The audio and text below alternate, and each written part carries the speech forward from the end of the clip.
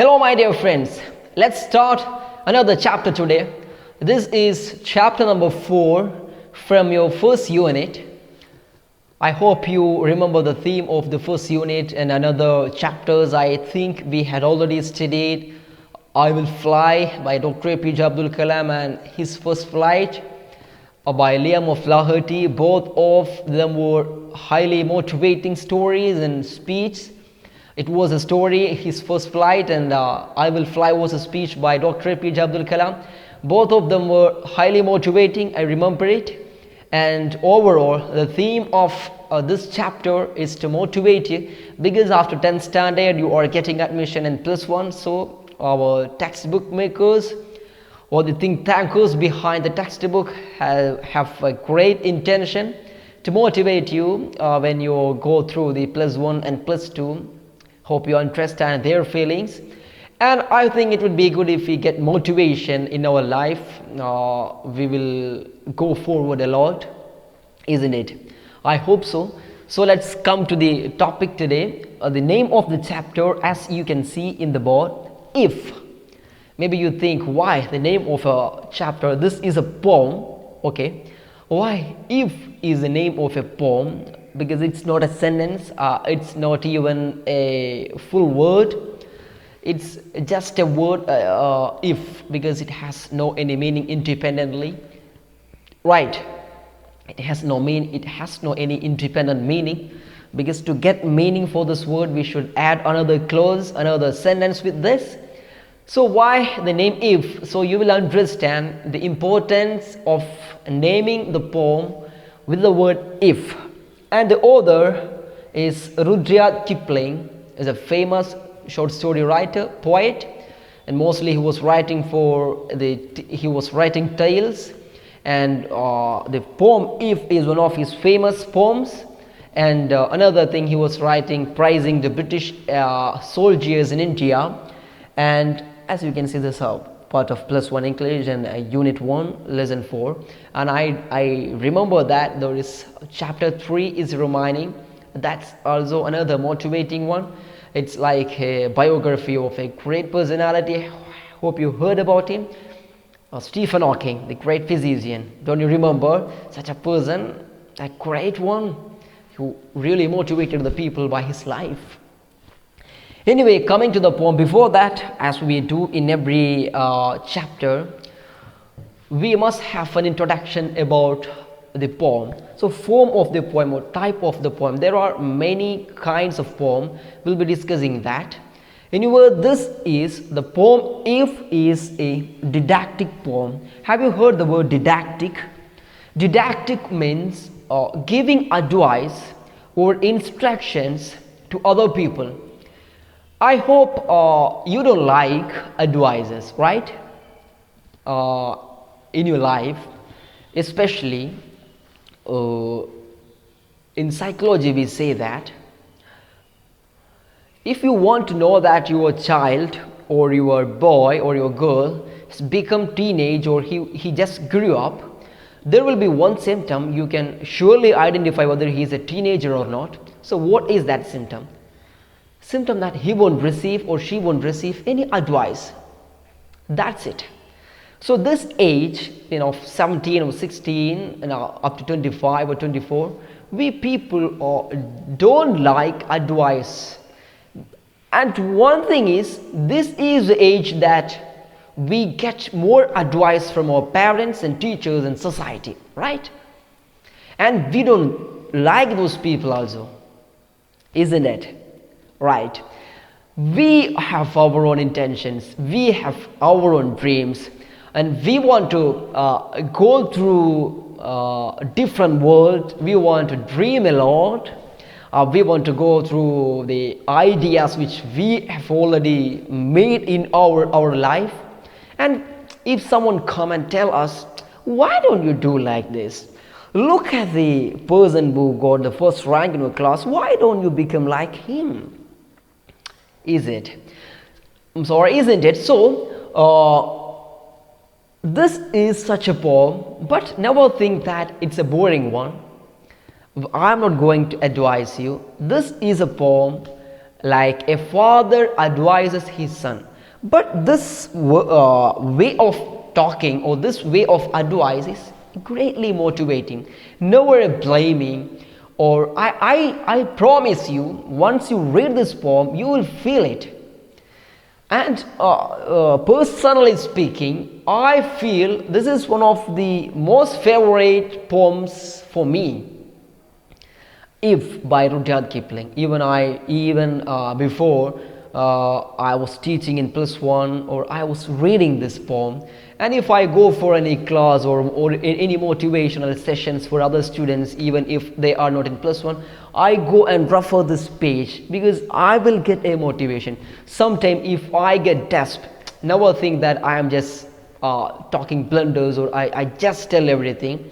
Being honest, I refer this poem again and again to get a motivation for myself, and that much a good poem is this.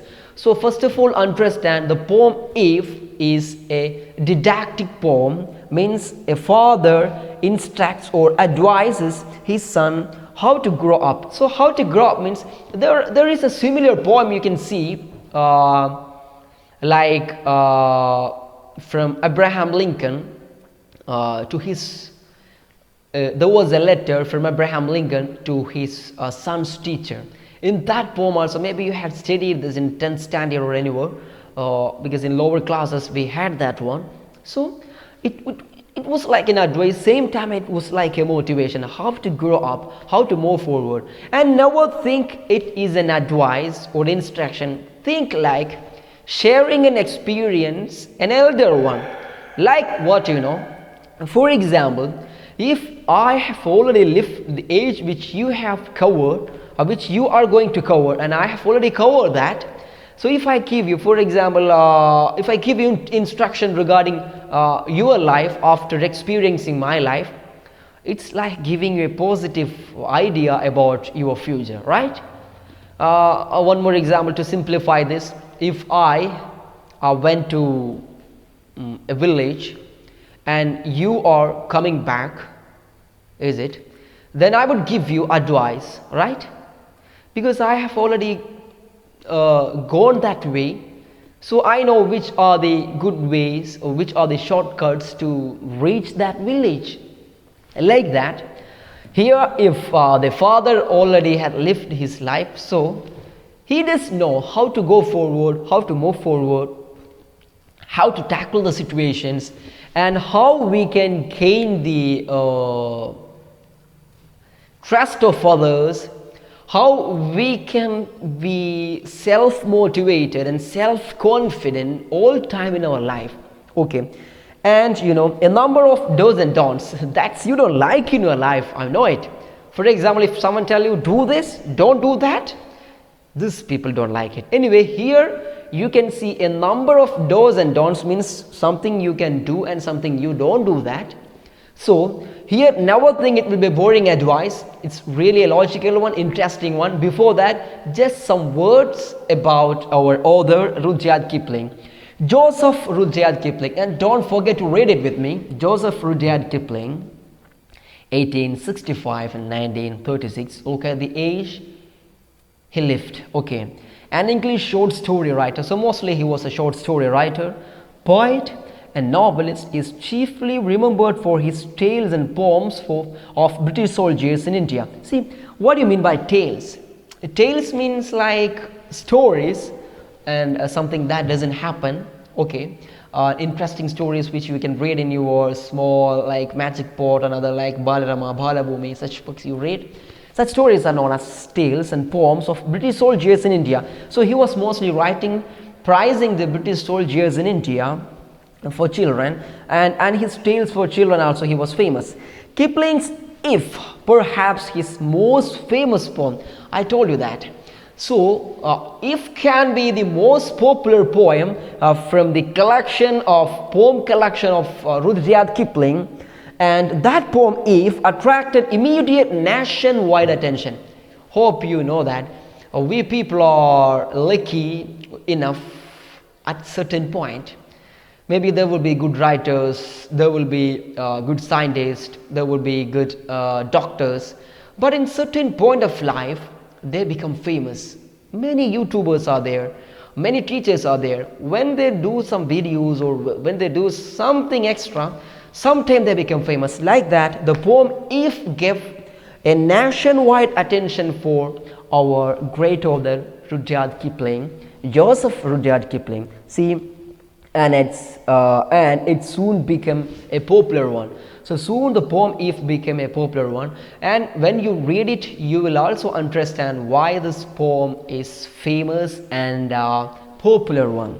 See, before going again, let me tell you one thing. The purpose of the poem, written in praise of leader Star Jameson, the Rhodesian administrator of the British South African Company. So there was a company in Africa, and he was the administrator of British, Leander Star Jameson. So it was the poem really basically written in praise of him, to praise him, to give him congratulations, because who coordinated British military operations in the Boer War. Boer War is a famous war. So in that war, if you search for it, I'm not going to explain the historic part of that one. If you're going through the Google, you will get it. Okay.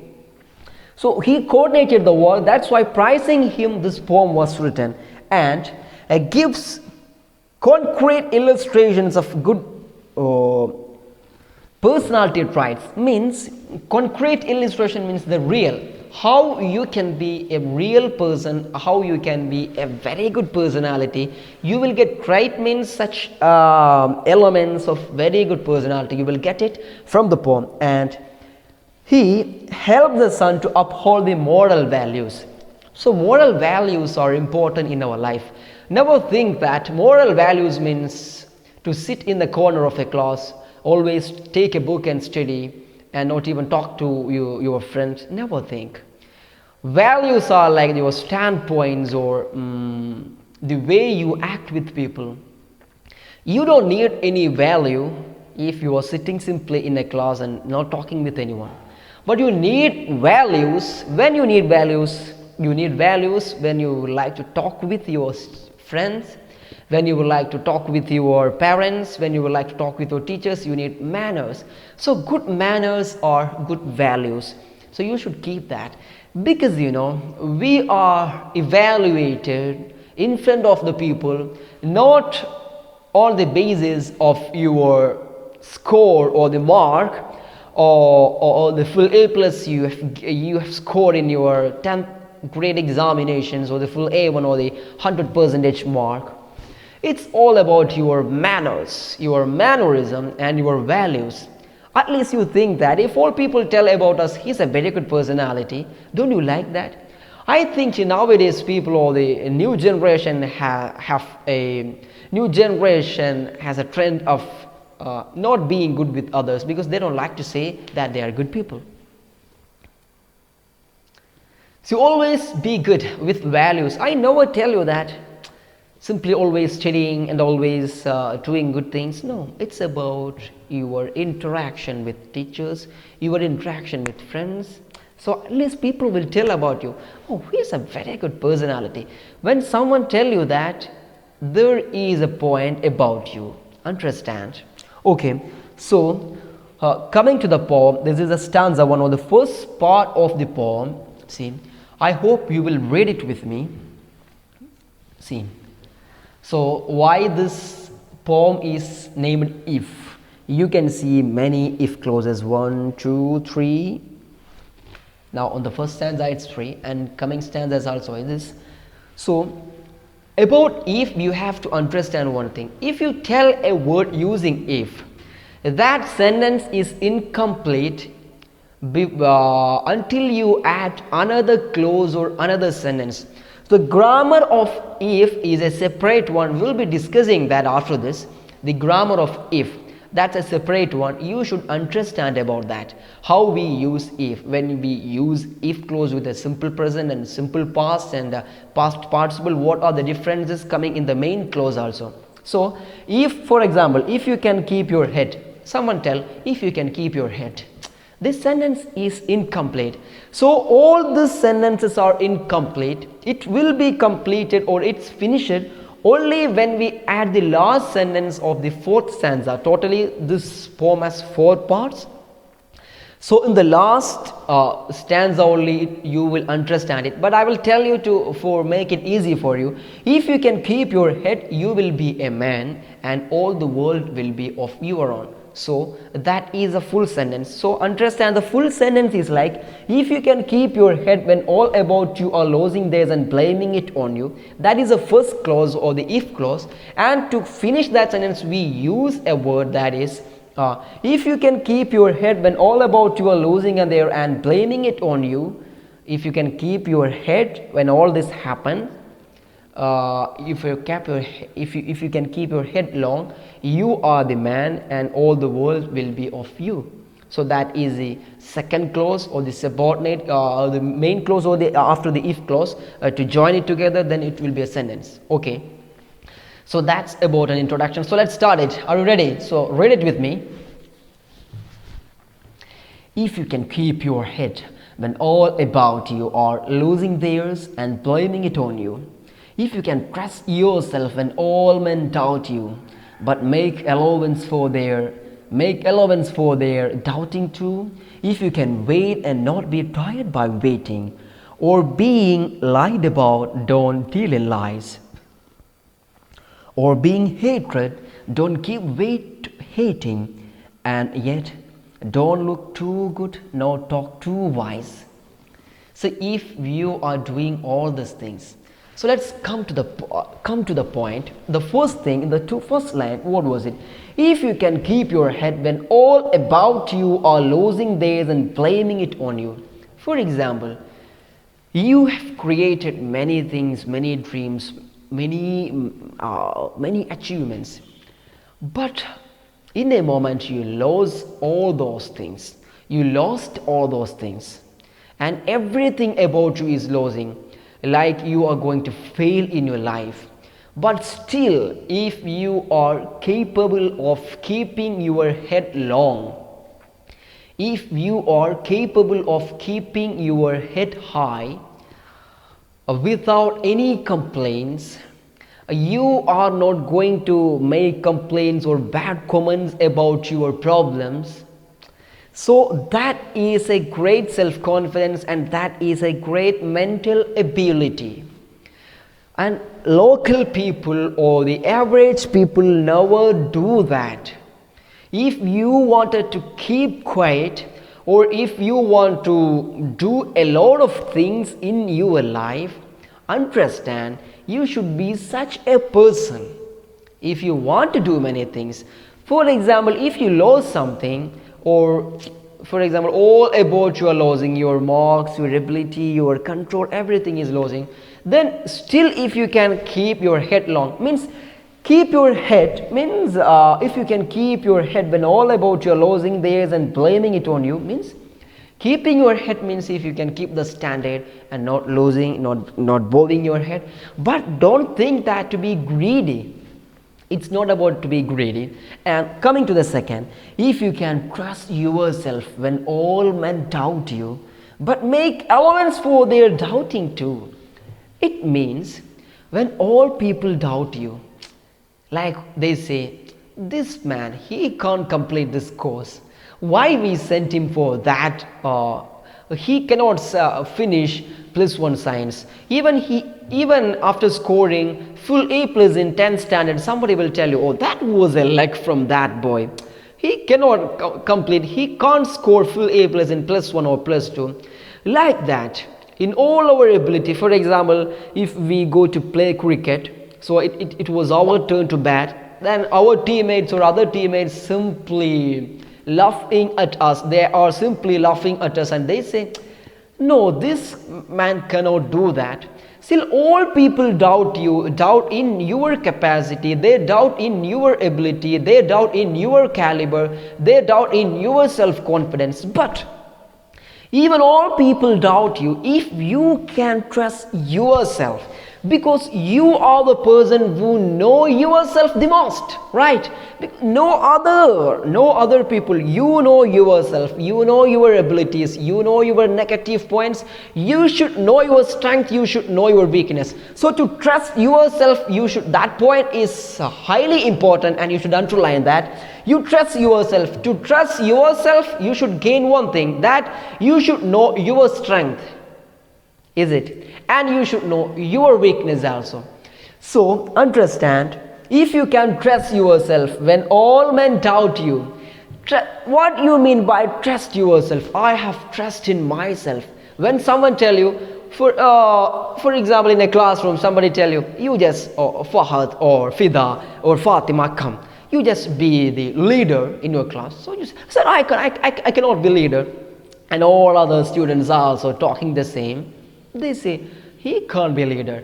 But here you have to understand, you should know, if you cannot become a leader, truly if you cannot, think you have to admit the fact that I cannot be that. Here I told you, you should know your strength. When you know your strength, you can catch on that point, and you utilizing that strength, you can be the star in the world. Understand, everybody in this world cannot be the greatest people in the same way. In a classroom or in a society, there will be leaders. So in school, you cannot be a good teacher. In school, you can be only a good student, isn't it? So I cannot be a good student in school. I can be a good teacher only. That's why understand your area of work and your area of practice. There you can shine only after you understanding yourself. That's why Prophet Muhammad said once, if a person know his own body or himself, if a person know himself, he will know the God. So the way to reach to the God itself is to understand ourselves, because all the mechanism of our body will talk about that. That was the point Prophet made.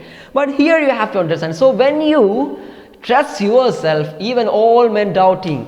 And same thing, there is another condition, but make allowance for their doubting too. When someone doubt you, just tell them, you can doubt. Never tell that why you doubt me, why you question my ability, why you question my caliber. Never go to an argument with him. Let them doubt. Let them doubt. I hope you remember the words of Winston Churchill once he told, when we go for a walk, for a long journey, there will be stray dogs, means street dogs will be, they will be barking. And if we are going to give answer, or if you are going to throw all those barking dogs on our journey, we will not reach our destination. So do one thing, we can't reach our destination, and let them bark. And let's move. That was the greatest word from Winston Churchill. Don't forget that. Okay. Make allowance for their doubting too. If you can wait and not be tired by waiting. That is another point, right? What do you say about waiting? And I heard after plus 2, if I ask any student of your class, what is your plan after plus 2? He will tell what? Sir, I don't want to waste my time by doing a degree. I don't want to waste my time by doing 3 years. It's a waste of time. I'm going for a course. That's a point you make. I don't know from where you got that word. I'm going for a course. Means a small courses, like a 2-month course or 6-month courses, and you want to do the job. Never think so, my dear students. Never think. You should wait for the best out of you. And don't be tired by waiting also. And simply we can tell about this, if you're waiting for your friend and you are not losing the control, if he is late, you should treat him like, okay, sorry, I know you have certain reason to be late. If that's outer meaning. Inner meaning in your life, if you're waiting for a position, if you're waiting for a profession, wait so long, the best will come, and the best is yet to come. Believe in that one. Never think so. After the plus 2, take a degree, take MBBS. And I heard many other students talking when we talk about NEET or JE examination. They tell, oh, we have to waste a lot of hours, a lot of time. Never. Understand. The more backup you make, you can go forward with great resource. If you're waiting so long and collecting the resource for a journey, in every journey we need rest, right? Like that, now this is a resting time. Once you come to the professional field, you cannot be a person to sit, you can't rest a lot. Are you getting me? Don't be tired by waiting. Wait for the best one. That's why I know people who make sudden decisions without a second thought, always they be in trouble. By luck they got something, maybe in life. For example, give you an easy example. For example, it was when I was searching a girl to marry, so somebody told me, so I was searching for one, so I will be looking and I will be going. So when I told, oh, I don't like it, we are not a matched couple. So after watching 10 or 11 girls, or the people, spouses or partners, I still say that no, I don't want that. So my family friends or all the members from my family, they will tell, why you are waiting so long? See, just take another one, and why you have such demand? Suppose, listening to their words, if I marry a girl which I don't like, even after waiting so long, what is tell? I can't move forward. But after waiting so long, if I get the most beloved one, or one who matches for my life and what I feel as my soulmate, it will be good, right? So in between that, it was for an example. Let me tell you one thing. If my marriage, I didn't search a lot. Okay, just for a joke, take it. Okay, so we cannot wait for long, and don't be tired by waiting.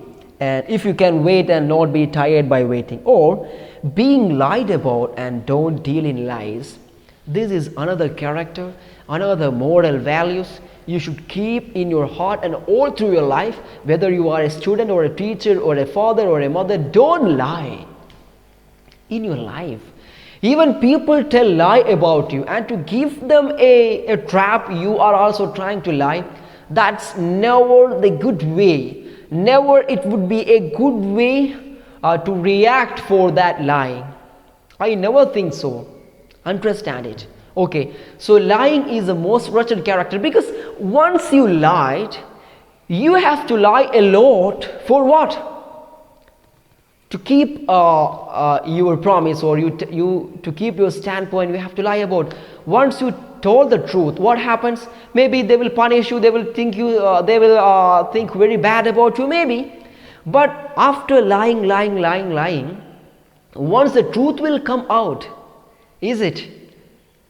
So moving the wheel, the truth will come out. At that moment, that would be a bad idea if people hate you after, because they will think that he lied at that time. At that time he lied, but you lied me like.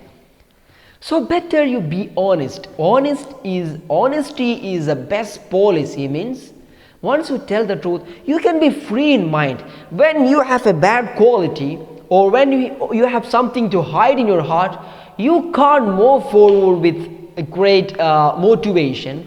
It's always about, you feel bad. You feel bad, I'm sure. About what? You feel bad because what I say, because you feel bad, there is something that take you back. Once you tell the truth to anyone, your mind will be free, you can go forward. So here, if you can wait and not be tired by waiting, or being lied about and don't deal in lies, or being hate, then don't give way to hating. Oh, that's a great point, right? What is your philosophy or your concern about love and hate?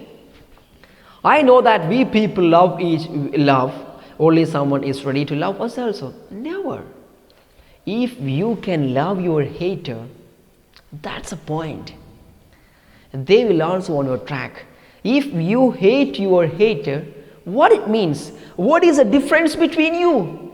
So always defend the bad things with good things.